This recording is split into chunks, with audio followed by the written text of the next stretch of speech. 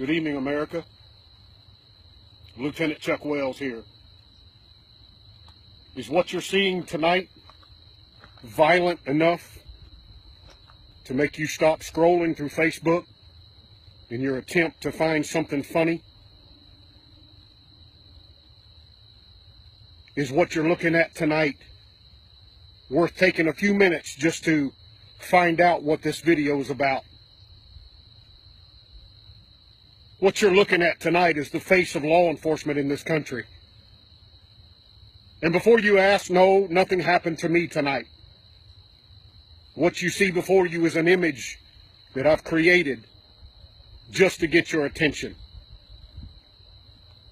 You see, I'm talking about the men and women on the thin blue line.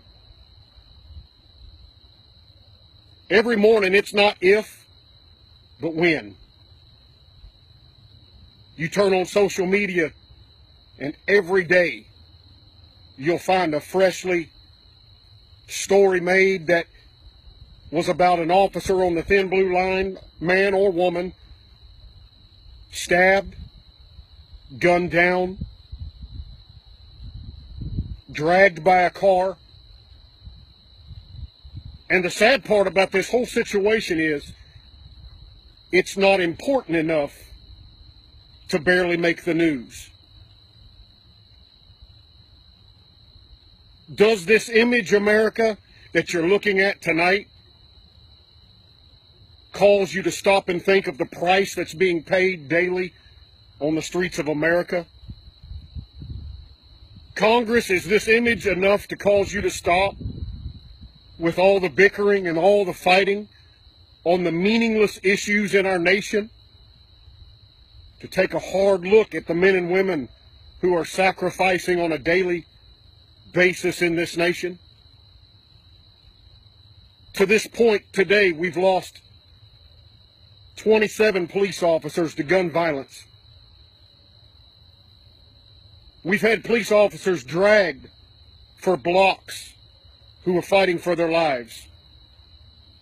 Untold numbers of men and women who have been shot, not killed, but shot and fighting for their existence.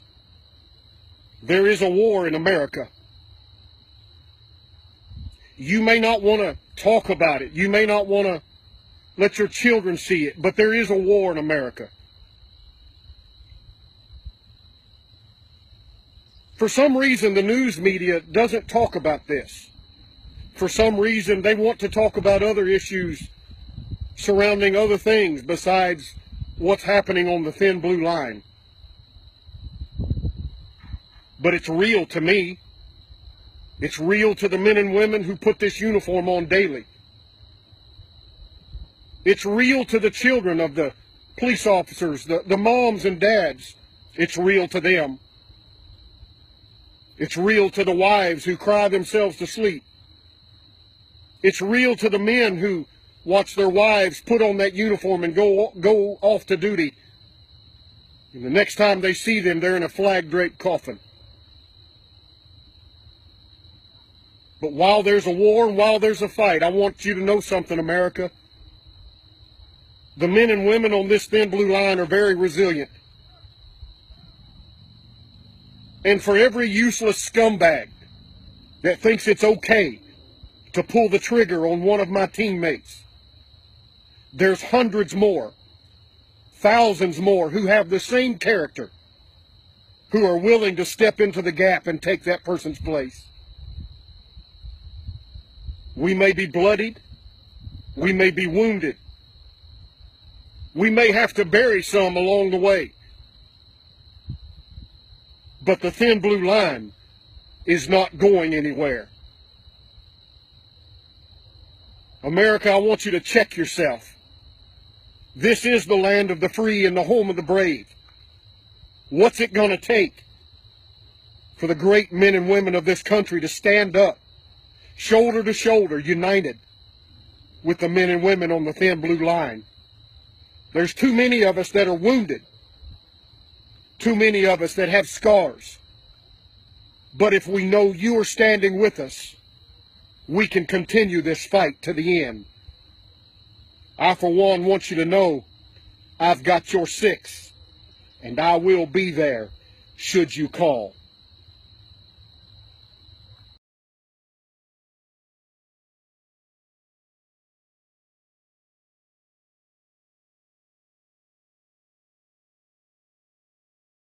Watch, cop paints himself in fake blood to scare citizens into worshipping police.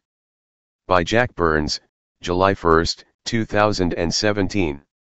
The police officer who became known on social media after he posted a video on the Dallas police shootings last year, is back with another passionate video in support of local law enforcement. However, some are saying his latest production both ignores statistics and defies common sense. Lieutenant Charles Chuck Wells, who serves in Benton County, Arkansas, begins the video dressed in uniform, with blood smeared across his face. From the scene, it looks like Wells just completed a traffic stop, and suffered some sort of assault. But both the scene and the blood are fake. The officer addressed all Americans who may encounter his video and asks, "Is what you're seeing tonight violent enough to make you stop scrolling through Facebook in your attempt to find something funny?" From there, he goes on to broadcast what some have called copaganda, which is propaganda created just to get your attention, as Wells described it. Wells claims that every day in America a cop is stabbed, gunned down, dragged by a car. Those murders and assaults are not important enough to barely make the news. To this point today, we've lost 27 police officers to gun violence, Wells stated. That number, however somber it may be and with no disrespect to the grieving families, is inaccurate. In fact, there have been only 23 officers who have lost their lives to firearm-related violence directed towards them. Wells's attempt to portray police officers as warriors in a fight for their very existence does not add up.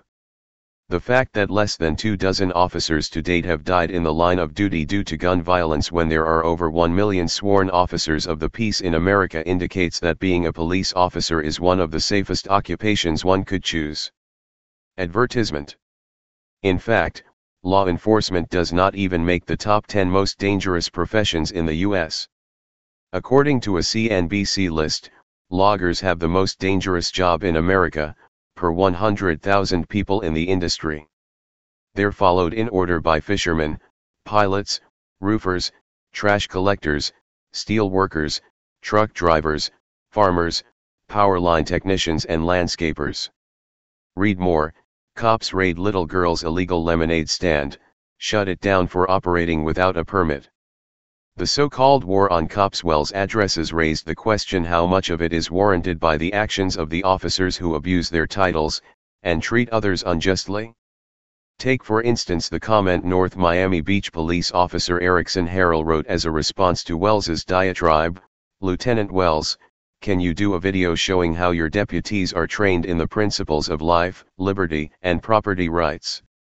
Harrell goes on to echo what the Free Thought Project has routinely exposed: police violate citizens' constitutional rights on a daily basis. So sick of police who think they are the #thin blue line arresting moms and dads because they don't have a license, no insurance, expired registration, and many other victimless crimes, he wrote. The Miami officer, who says he has learned to treat others like human beings, gave Wells some career advice. He said, "Honor your oath to support and defend the Constitution and less people will be looking to do you harm." Wells could only add anecdotal information to support the idea that there is an active war on police officers. In an apparent cry for sympathy, Wells claimed again without any evidence that there have been police officers dragged for blocks who were fighting for their lives. Untold numbers of men and women who've been shot, not killed, but shot and fighting for their existence. There is a war in America, Wells claimed. You may not want to talk about it or let your children see it, but there is a war in America. We agree with you, Lieutenant Wells. There is a war in America. There is an information war by police officers who treat people inhumanely, who sexually abuse men, women, and children, and who violently assault people for nonviolent crimes, even during traffic stops. Read more. Fox News exposed hosting fake Swedish security advisor to fearmonger on refugees.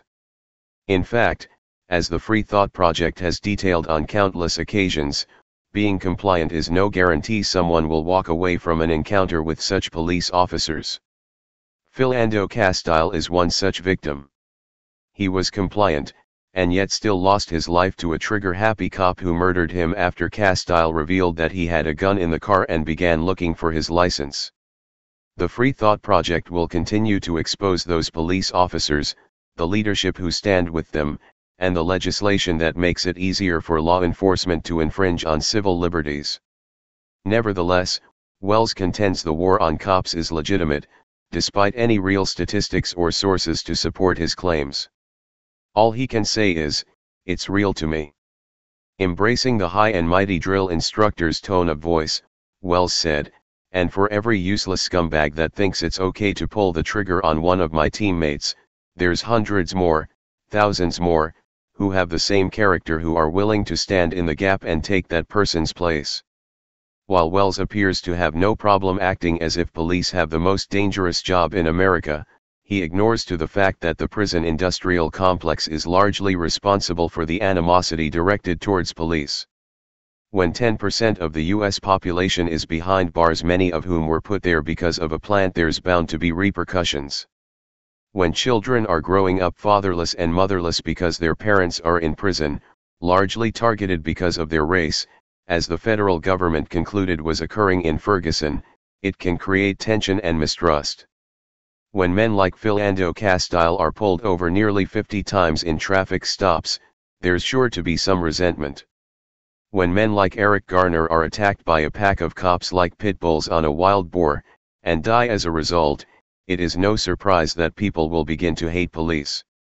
Read more: crazy cop caught on video, this time he's on the receiving end of the taser. When police officers are having sex with children and teenagers, why should anyone trust them? If officers like Wells truly want to rebuild trust between law enforcement and the citizens they claim to serve, he should start by insisting that his fellow boys in blue double the prison time for sex crimes against children, murder, rape, and theft. What we see now, unfortunately, is a trend of police officers committing serious felonies, getting a paid vacation while an investigation takes place, and then getting off scot-free or with just a slap on the wrist. All the while, police are responsible for killing nearly 1,200 people every year. Officer Wells continued with a promise saying, "The thin blue line is not going anywhere." He called on all Americans to stand with police officers and promised his fellow officers, "I've got your six and I will be there should you call." But what Americans really want to know is, does law enforcement have their backs? Sadly, for the millions who have been arrested for resisting arrest or disobeying a lawful order by a police officer, they already know the answer to that question. The mandatory 30-day impoundment of vehicles, civil asset forfeiture schemes, cash confiscation, red light cameras, safety zones, and DUI checkpoints all prove it is less about fighting crime and more about raising money for police departments. And that's not to mention the fact that Wells's home state of Arkansas has 1,500 untested rape kits. Harold posted Wells's video to his own Facebook page with the preface statement reading, "Look at this thin blue line propaganda nonsense. Cops create their own hazardous environment when they treat their fellow man like subjects instead of like family. You don't get rewarded for just doing your job. #ThePenitentCop." Following the release of his latest video, Officer Wells has removed his Facebook page. An archive can be found here.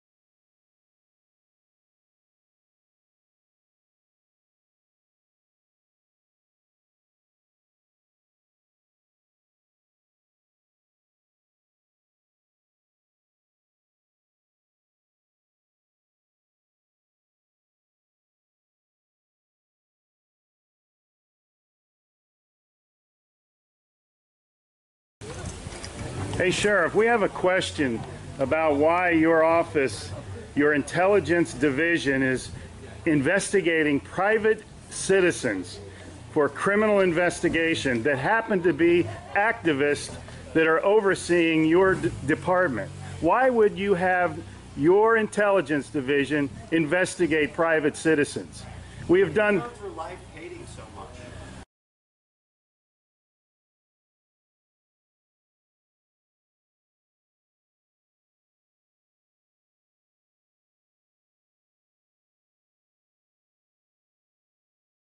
Sir, we don't hate anyone. We love freedom and we love American people. And government is out of control. That's why you're seeing such a revolt nationwide. Why can't you just answer, why is Susan Edwards, your intelligence division, investigating private citizens? This should not happen. Are you here to apply for a job?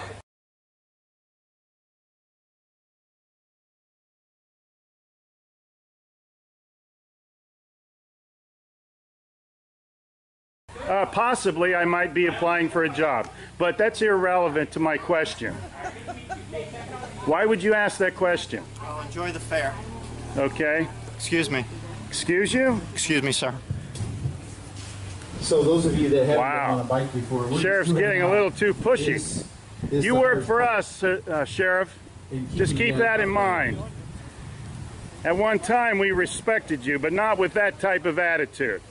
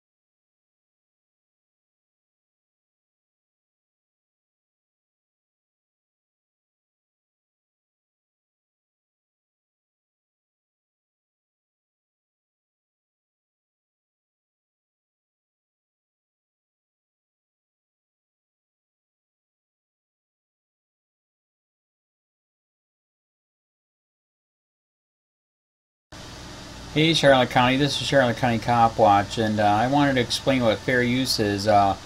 You can use pieces of news articles if you're doing it for news reporting, you have commentary, and you're doing it for education purposes. So that's what fair use is, as you can see right here. Another reason why I wanted to make this video is to let you know I have just joined with Patreon. A nice thing with Patreon, I make no money on YouTube. They took the money away years ago, and so this is another way to give, and it's a nice thing too because you can give monthly. You can give $1, $5, $10, whatever. I do 4 to 5 hours a day on trying to wake the sheep up on how corrupt it is and different ways that you can fight the corruption. So Patreon is a way that you can do it, and then of course the old way is still there. Donate to Sheriff County Cop Watch with PayPal or credit card. So keep that in mind. 4 to 5 hours a day. I make no money, but the corruption happened to me and I'm sick of it, so I'm trying to wake people up. But my wife would love it if if we could get some help out there. There's 47,000 subscribers. Just think if each one of you subscribers just gave a let's say, actually, yes, $1 a month. 47,000 subscribers gave $1 a month. That would be awesome. That's not going to happen. But anyways, that would be great if it did happen. But, you know, do the math in your head. Just think about it. Like I said, 4 to 5 hours a day. I get no money from YouTube. YouTube has gone nuts. You can't do anything anymore. They're taking the money away everywhere. So these are a couple different ways that you can still help out with all this time that I put in. And as you know, I'm in a special situation where, you know, at least I can do it. You know, 4 to 5 hours a day. We have a cleaning company during the day. That's what allows me to do this, and we're debt free. So this is my hobby. I don't go fishing and all that other crap. I try to save the world. So help me out to make the wife happy, man. In fact, if you guys did give $1 a day, and there was 47,000 of you, and you did it, and each of you gave $1, and that was every month, oh my God, yes, I could quit. I could start suing them. Another idea, too, that we have is, you know, if I got, you know, some funds, we could actually contact everyone that has been ticketed and or arrested and put in jail and start sending them postcards to let them know we're here, and to see if everything went all right, and if it didn't, find out their story. So we could even do more investigations and more lawsuits. Lawsuits take money. So just think about that. You know, 47,000 of you so far right now. You know, $1 a day. I mean, $1 a month on Patreon, or $5 a month Patreon, 10, 20, whatever. Just do the math in your head. Help out. This is a lot of work every single day. Thanks.